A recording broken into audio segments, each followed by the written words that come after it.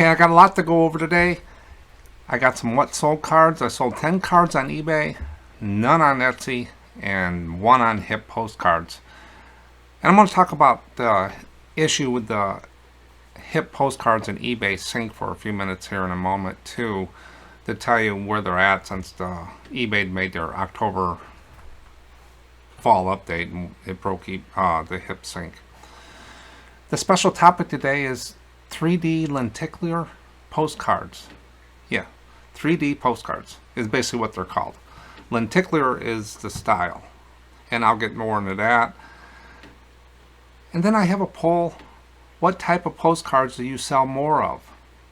That was interesting, and it falls right into what I sell, and we'll go over that throughout the video. And then I got some viewer comments to talk about at the end, where people leave comments and I respond to them. So let me go ahead and get started on what sold, and I'll sprinkle them throughout the video. And remember, at the bottom of your screen, you can jump around the video all you want. I put chapters down there, they're called. You can skip the what sold or stay in the what sold, go to the special topic, and come back later and watch the rest. But don't forget to subscribe, because we put up weekly videos or special videos here and there, and you want to get notified when you got those. So I sold 1 card on Hip, and I just listed this about a week or so ago, and I've sold this card, this subject, before, but not this card. If you notice, it's got 3 different cancels on there, so that's something you might want to look at. I didn't see anything special on them. It says received 7, but there was 1907 was when they were postmarked, but I didn't see anything on there special. Didn't do a lot of research, but when I see a lot of cancels, sometimes I'll stop for a second and look. You can go down that rabbit hole and get stuck there for a while. But this is the incline on Lookout Mountain. It was an incline railroad that they brought people up to the top of the mountain and back, and it's an undivided back card because there's no line and only the address is on the back and the people wrote at the bottom. So this card sold for $4.55 on Hippostcards, and that was shipped out with a stamp. But while I'm on Hippostcards, so I sell on eBay, Etsy, and Hippostcards. Hippostcards has Hip stamps, Hip comics, and Hippostcards. So they're what I call, not official, but it's what I call a micro niche site for postcards, and I like to have a presence there because it's a different audience sometimes that don't go to eBay or Etsy. And then with this site, it talks to eBay. So if I put a card on eBay, it automatically gets listed on Hip, so I don't have to list anything directly on Hip.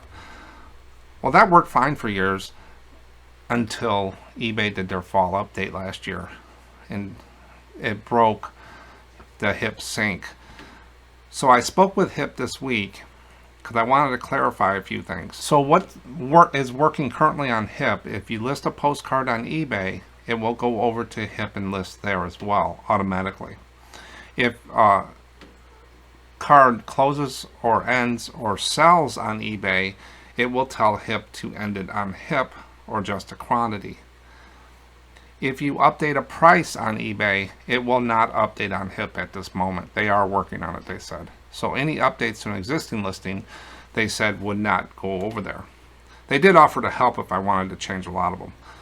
Now from Hip to eBay is what's broke. So if a card sells on Hip, it doesn't automatically tell eBay to end that card there anymore. So if you only have one of the cards and it's sold on Hip, it doesn't automatically tell that. You have to run a file or manually go over and end that listing on eBay. So let me walk you through the steps of that.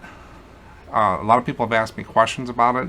So the first thing is, here's a disclaimer that they have on there: update on syncing with eBay as of November 15, 2021. So we really haven't got an update from Hip on any of this except how to run a file. And this little disclaimer has been up there forever, so it's getting kind of stale. I think Hip kind of owes us a status update. And that's why I called them. I didn't get much more than my answers and offer to help on when things will be done. So any items closed or sold on eBay will continue to close and update on Hippostcard automatically. However, To close and update items on eBay that recently sold on Hippostcard, you will need to periodically follow the instructions provided on our Sync with eBay page. But the first thing you got to do, if you sell a card on eBay or on Hip, if you sell a card on Hip, you just go to their Sync eBay page. You can click right into that disclaimer there, and it shows this little screen here. And there's step 1 and step 2. So in step 1, you want to click.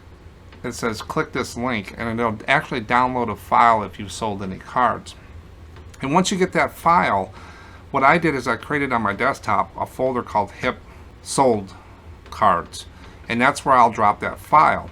Then I go over to eBay, and at the top over on the right side I click on report, and then that'll bring up a screen that has 1, 2, and 3. You want to click on 3, upload a report, and then it'll say please select the file. I go to that folder, I click on choose file, I go to that folder, I select that file, double click on it, and then it runs, and you'll get this at the end. So it's a real 30-second thing to do. The file isn't that big, and just a week or so ago I had a really large order on Hip, and I used that file, and I think it took 30 seconds to run, and it took them all off of eBay automatically, so I didn't have to manually do it.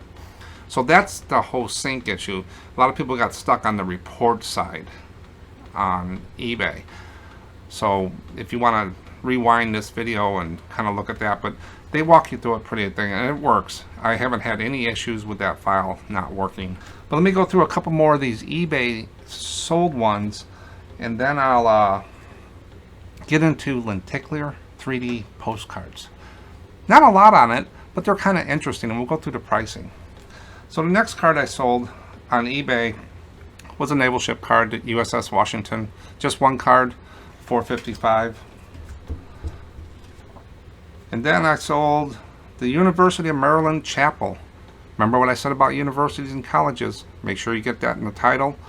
They sell. The next order I got is from a gentleman. He bought me out of all these cards. He bought 8 of these cards. They're the USS Incheon. It's an amphibious assault ship. He bought 8 cards, about $35 worth, and these are the standard size Chrome cards on there. So he bought me out of these cards, and it'll be about $35 order. I'm starting to get more and more of these larger orders from the naval guys.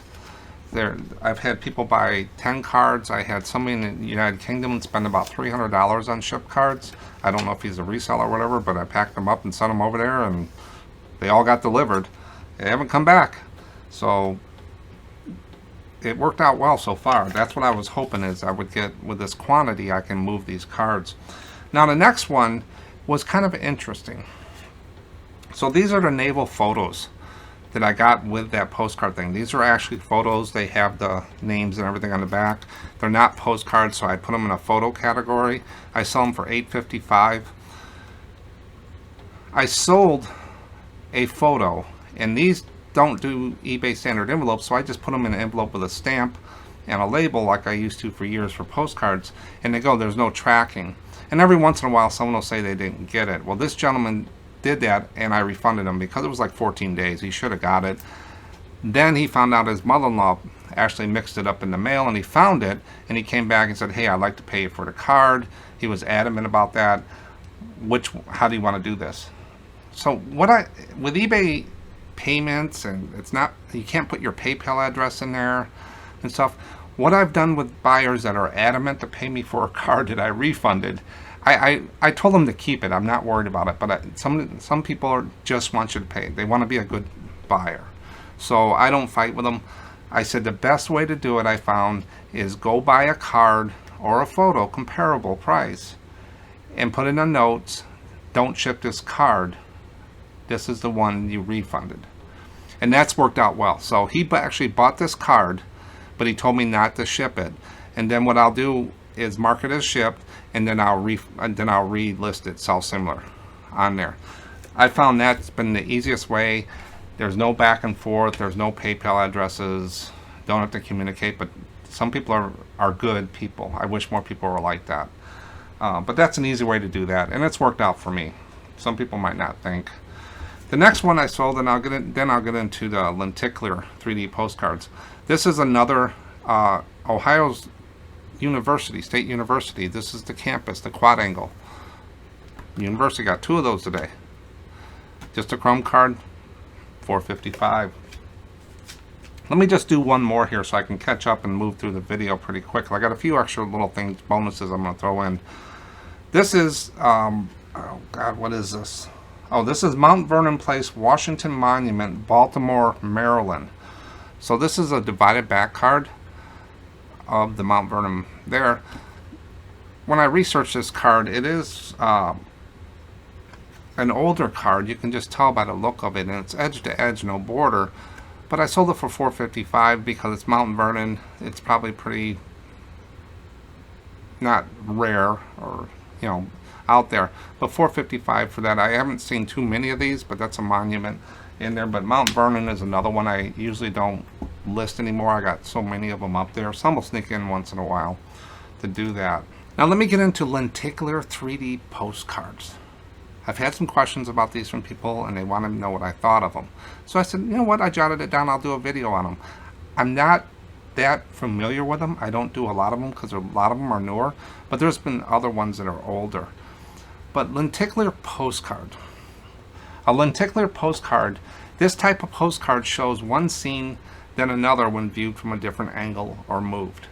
So that's basically what I came up with a definition from all the scrambled words I found. I could have filled this whole page up with the definition of lenticular. But lenticular postcard I came up with is this type of postcard shows one scene, then another when viewed at a different angle. So it's kind of like those holograph cards. Now the 3D postcards with artwork that appears in 3D, three-dimensional. This can be done with different techniques, such as the lenticular printing or hologram. And a lot of people know the hologram from the baseball cards, stuff like that. But what is lenticular printing? I went out and got that too, right down here.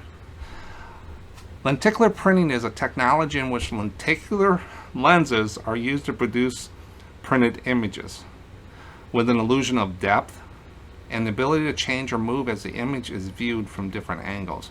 So they use different lenses, lenticular lenses, to create that type of illusion. This stylish imaging technology was introduced to the public around the 1930s by a company named Varvry-View. And I'll put that name right down here. I think I just destroyed it. So in the 1930s, when it was introduced, original Cheerio boxes used to display animated lenticular cards. And voters who wore animated political badges that favored their candidate for U.S. president back then. So it's not a new technology. It's been around, lenses and stuff like that, and around the 1930s. There is, I think, Deeks postcards is kind of one that you can view different ways and stuff, and I was going to do a video on Deeks just alone, so I won't get too much deep into Deeks postcards. But they are cool. And they do sell. The Disney ones do pretty good. But let me show you a couple I got. Now, the one I had in the thumbnail was Indian Chief. Now, he's got, let's see if I can do this right. Now, he's got smoke signals if I hold it this way. But if I hold it that way, you can see the words. But if I hold it this way, he has smoke. So I'm viewing it from different angles. And let me see what it says. So the Indian, behind the smoke, it says, thought I'd have a message sent to you from out west. So he's using smoke signals. So there it is right there. And that's with the signal. So this is they're thicker cards. They got kind of a plastic feel to them. This is done by Flickr postcards. So these are called Flickr cards. There used to be these Flickr rings. And stuff like that. So Flickr flash cards, Flickr cards, 3D lenticular, 3D cards. You're going to see different ones. So that's the crossover in there. But that's the Indian Chief that I used. And he was pretty cool. And the other one I have is an amusement park, Broadway. I'm not for sure where it is. It doesn't say. But this is a Continental card. Bigger than a Continental card. It's about close to 5x7. But if you look at it this way, and then you look at it that way, there's a building right there. But if I move it, the building goes away. And amusement parks. So this card is another real heavy card. It's got the, you can hear that, it's got like a different layers of printing on it, but it's plastic printing. So that's Lenticular Postcard. Now Disney has ones I've sold where if you turn it you see the fish or you see the characters and stuff like that. But that's what the Lenticular Postcards do. It might bring you over an ounce on some of them if you sell a couple on there, so make sure you get the shipping right, the 2 ounces on some of those. But they are pretty prevalent out there, you'll find on there. And they'll even make them today for you. There's companies that will print off Lenticular Postcards. It's probably easier for them today. But let's get into some of the pricings and just see what's out there on eBay. And I always go through the 4 things: sold high, sold low, list high, list low, just to give me a rough reference on if I'm in the ballpark on these things. Now, just because something sold for $2, I'm not going to list it for $2. There's no money in it. I'm going to put it up at $4.55 or higher. And if someone sends me an offer, I might take it.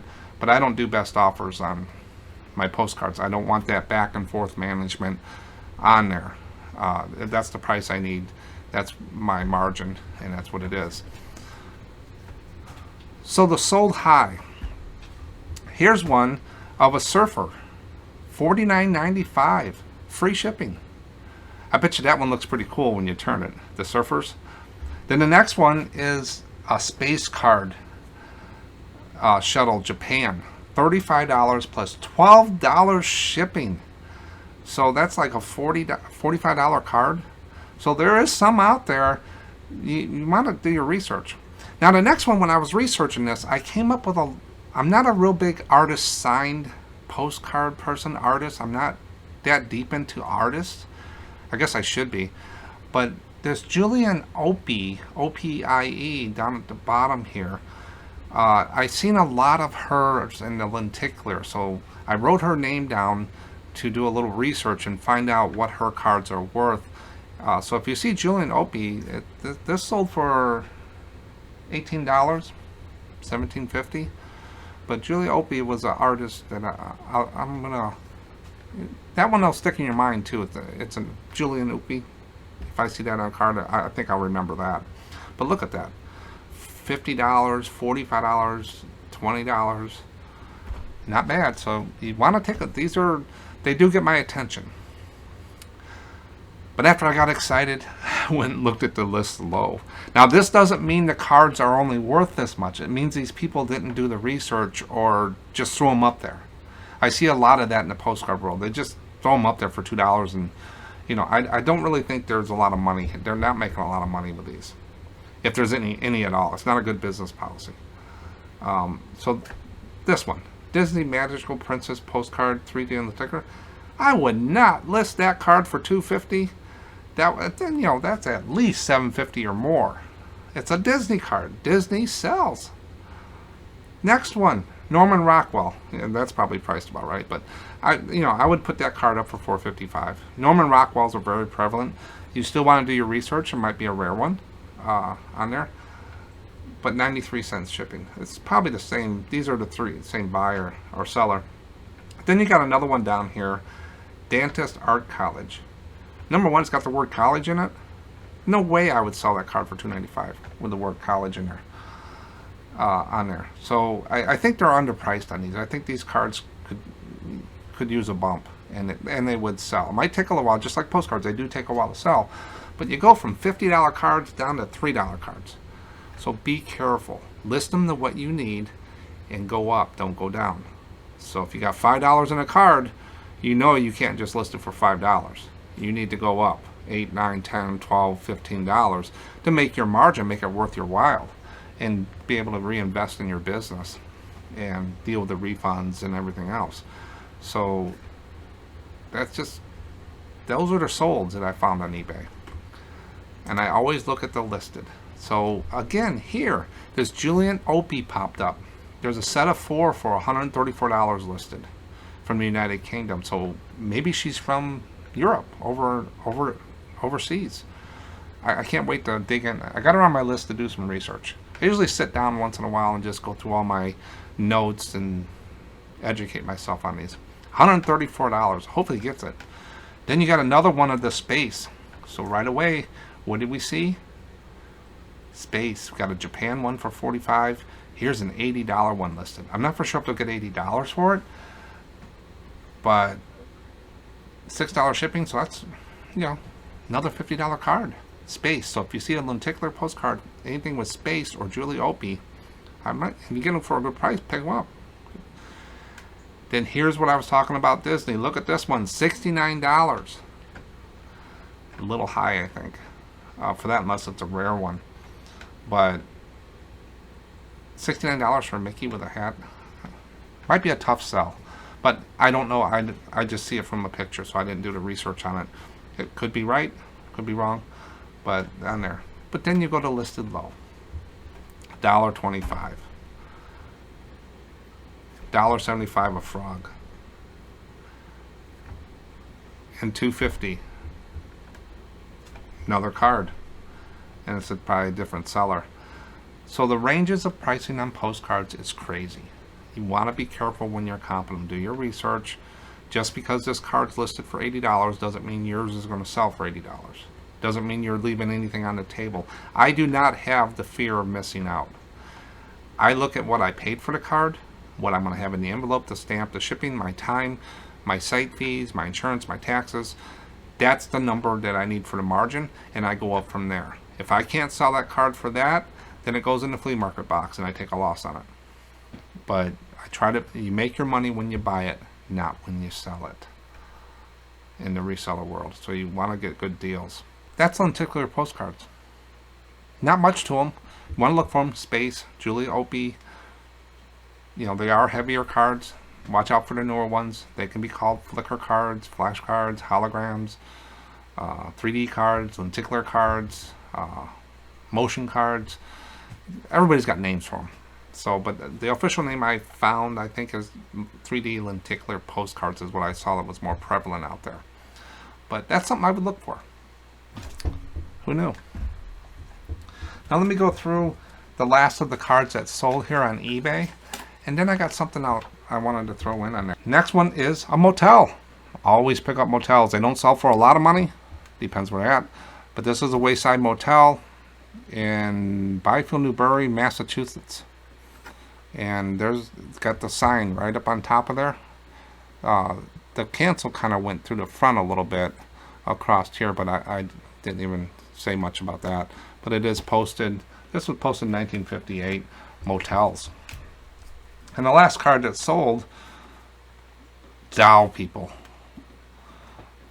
Madame Alexandra dolls. I'm not for sure where all this is. Vermont. Dolls. I don't deal with dolls. I get them. I bring them to the flea market, or I just don't buy them. I'm just not good with them on there. But this sold for $4.55. So nothing special today in the postcards really, except that big order for $30 for 8 cards on there. But I have a lot of people asking me about my toy store. I sell postcards on eBay, Etsy, and Hib. But I also always sold action figures and some other collectibles. And they asked me to show once in a while the toys sold because they would like to diversify what they're selling too. I don't want to put all my eggs in one basket, but also I don't want to sell everything on there. If it plugs in or has batteries or breakable, I don't sell it or buy it. If it's bigger than it'll fit into a 16, 12, 8 box, I don't buy it. I don't want to deal with all that stuff on there. I'm not one that sells clothes. I don't sell shoes. I'm just not that. I'm just not interested in that. So I always try to sell it in. Now, if I see a deal on something, I might buy it, but not clothes. I don't do clothes. But here's 3 toys I sold overnight on here, and I'll show you what these are. So this is Master of the Universe. It's a new retro collection they just came out with. I bought about 20 cases of these from my distributor. These are brand new in the box. And this sold for $16.50 plus shipping. Next one is another one I got from my distributor. These are brand new. This is Peter Parker, Spider-Man. Pretty good figure. He sold for $21.50. And of course, these are called select figures. These are bigger boxes that go on there. 1950 for Ghostbusters. This is one of the special figures they had on there. I think I picked this up at Antique Mall. I think I paid about $5 for this, and this sold for $19.50. I usually pay about $4 to $5 for used action figures, and I do have a distributor I buy new ones from, and I have pre-orders throughout the year coming in all the time, and that's new products. One thing about that, I don't have to clean them. I don't have to worry about them. Once in a while, the shipping, I'll have a damaged bubble or something, and I'll sell that as a discount. But that's kind of what I sell on there. I can do all different vintage action figures. I've done them all, G.I. Joe all the way up to Star Wars and stuff like that. But I usually stick with these on there. I have about 500-600 quantity and about 250 listings now in the store. I used to have about 3,000 listings, but I downgraded last year and more focused on postcards. But it does help pay the bills. So try to diversify. Action figures are a good thing. They don't sell for a lot of money unless you get some. I've sold some $200, $300, $400 action figures I paid $10 for over the years. You just got to get to know what to look for. That's toys.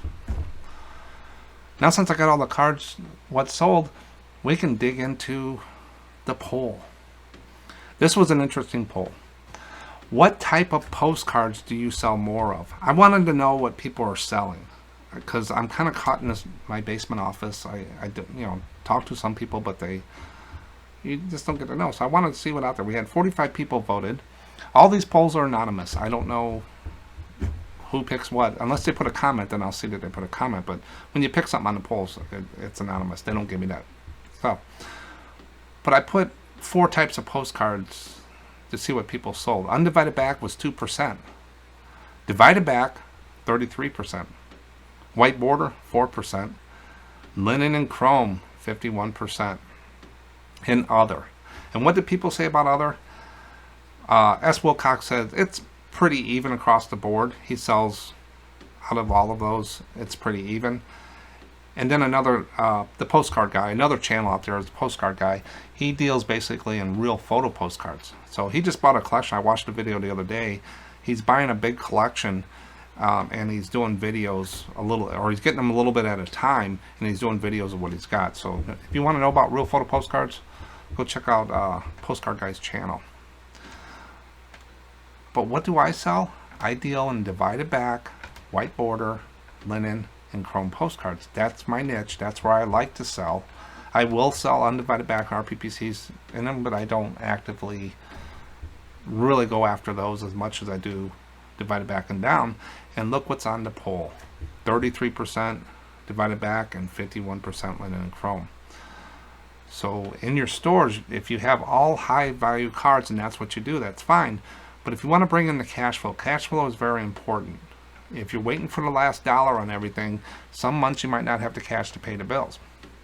But if you got some higher cards in there, and then you sprinkle in all these little linen and chrome cards and stuff for $4.55 to $8, you sell enough of those, that'll help you wait out those higher price cards.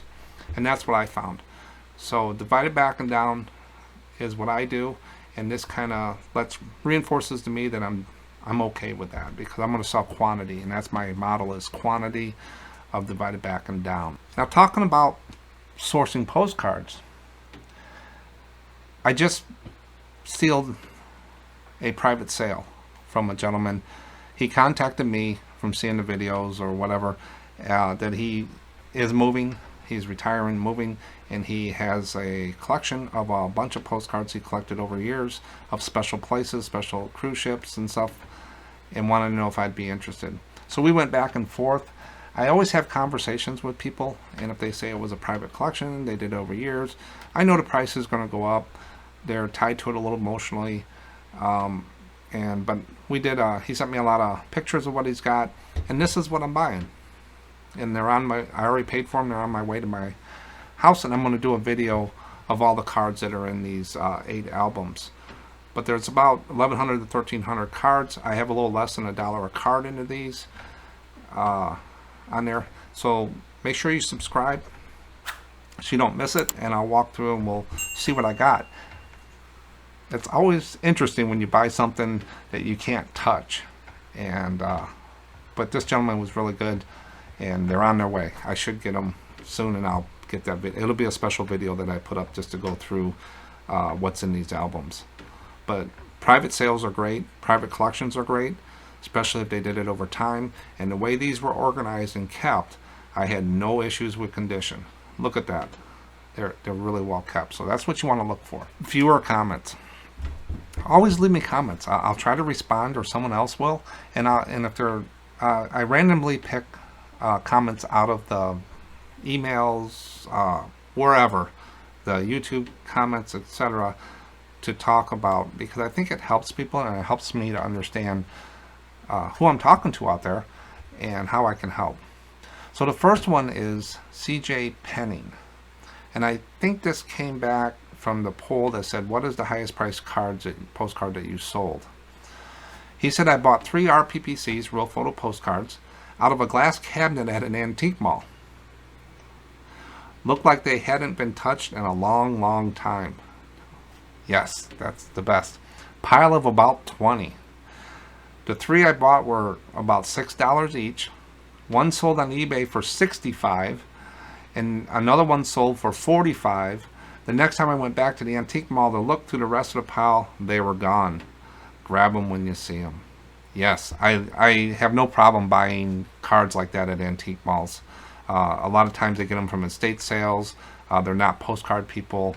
Those are the ones with just one little box or thrown in a basket. Those are the best ones because they really don't care. They haven't done any research. They just got a bunch in there. They bought a storage unit with them, whatever. So, good deal, CJ Penning. You did a good job. Too bad you lost them, but next time, grab them all. Next one is Dawn. Dawn's been a long-time viewer on here. She's on a lot of channels, and she does reselling. She lives in Canada. She commented on her shipping from Canada. I'm from Illinois, so this brought to some knowledge how they have to do it in Canada, because Canada Post is a lot more expensive than it is here, and a lot different. I think it's privatized up there. I'm not for sure. But Dawn said, I offer free shipping on postcards in Canada and the US. In Canada, she uses a 92-cent stamp, and with a cross-border shipper, I can send to the US for $1.17, give or take a couple cents, depending on exchange rate for that day. Like you said, Mark, it just makes accounting easier. So with she even does free shipping, but she makes sure she has her postage into the original price, and it does make it easier. But you can do it either way. But I get a lot of comments back from people, hey, thanks for the free shipping.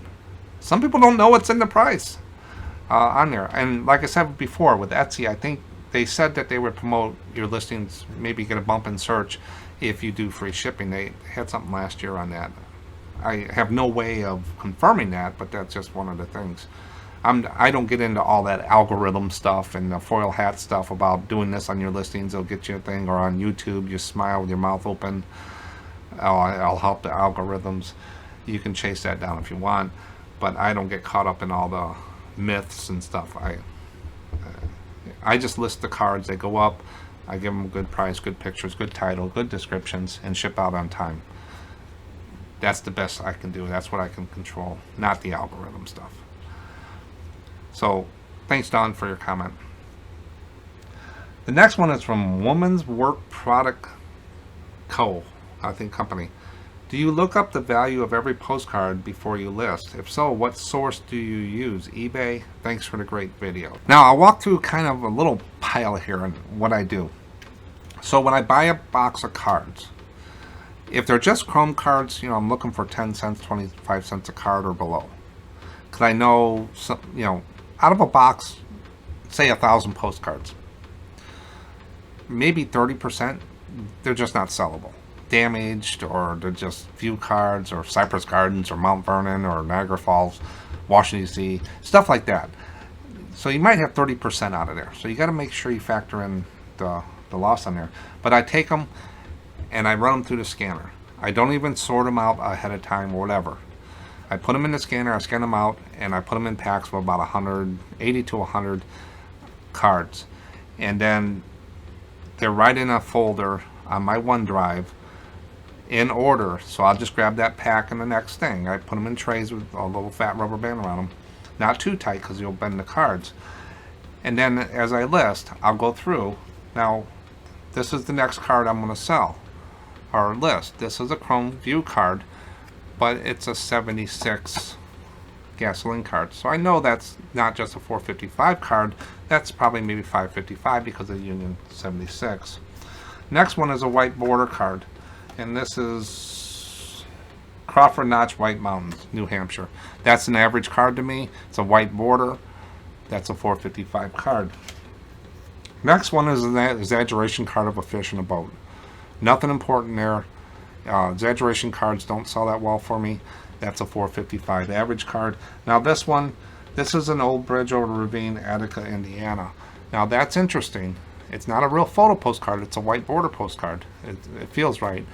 I need to look that up. This could be an $8 to $12 card, or maybe even more, depends, or it could be a 55 to 450. So that's what I need to research. And where do I research? I look on eBay first, then I go to Terapeak, I go to Card Cow, I stick it in Google, just to see what pops up. And how do I do that? I write the title out in eBay, and I copy that title, and I start stripping it down on all the things until something pops up. Now, just because I find a comp doesn't mean that's what I'm going to sell it for. I'm not going to race to the bottom. I need a certain amount of money for my business. But that's what I look at. So like this card here. This is an undivided back card. And this is a Log Float, Mississippi.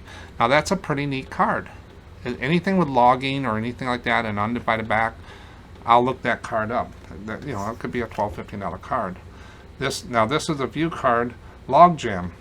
Now this is a log jam somewhere. That's another one with logging. Logging, keys in my head is timber. It might be a little bit more. And then if you see the theme here, here's another logging one. So all of those cards will take an extra few minutes to go through and check and see what they've sold for out there and if there's any available. Now just because you didn't find a card doesn't mean there's none out there.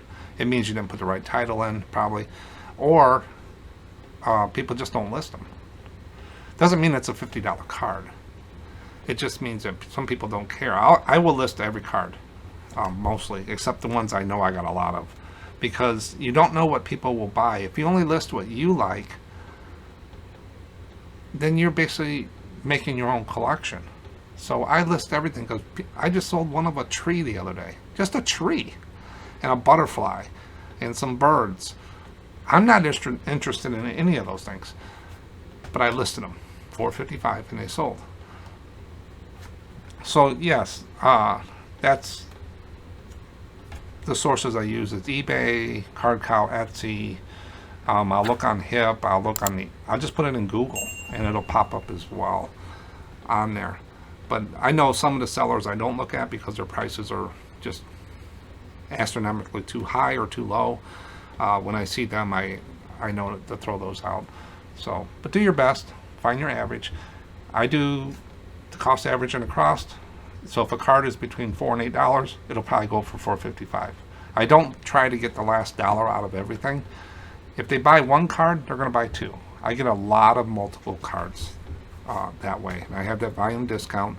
I have a video on volume discounts for that as well. But there was some stuff the other day talking about eBay was purging